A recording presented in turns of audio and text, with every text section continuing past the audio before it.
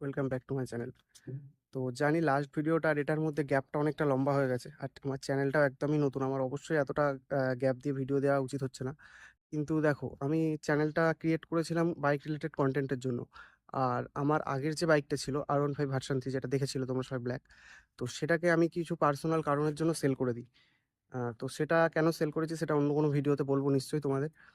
তো ওটাকে সেল করার পর আমার কাছে কোনো কনটেন্ট ছিল না যে আমি আপলোড করবো চ্যানেলে। তো সেহেতু আমি কোনো ভিডিও দিইনি, এতদিন দিতে পারিনি আর কি।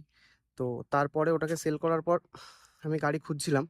আমি যেহেতু প্রি ওন্ডে নিতাম, এবার প্রি ওন্ডে তো ফট করে একটা ভালো কন্ডিশন গাড়ি পাওয়া যায় না। তো সেহেতু আমি গাড়ি খুঁজছিলাম।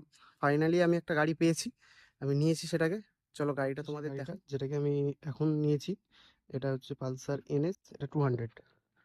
তো এই হচ্ছে গাড়িটা এনএস 200। এটা প্রি ওন্ড নেওয়া। এটা 2022 এন্ডের মডেল।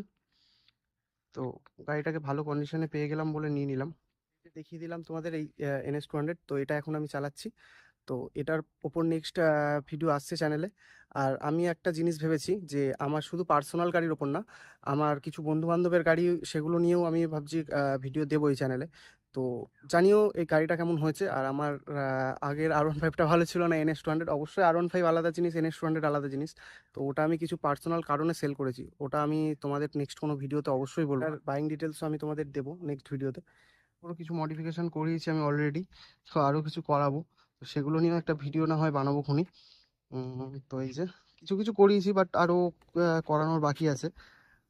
আজকের ভিডিওতে তোমাদের এটাই জানানোর ছিল কি আমি গাড়িটা নিয়েছি। এটুকুই ছিল আজকের ভিডিও। তো চলো টাটা, দেখা হচ্ছে নেক্সট কোনো ভিডিওতে। আর যদি ভিডিওটা একটু ভালো লেগে থাকে তাহলে প্লিজ একটা লাইক করে দিও, আর পারলে চ্যানেলটাকে সাবস্ক্রাইব করে দিও।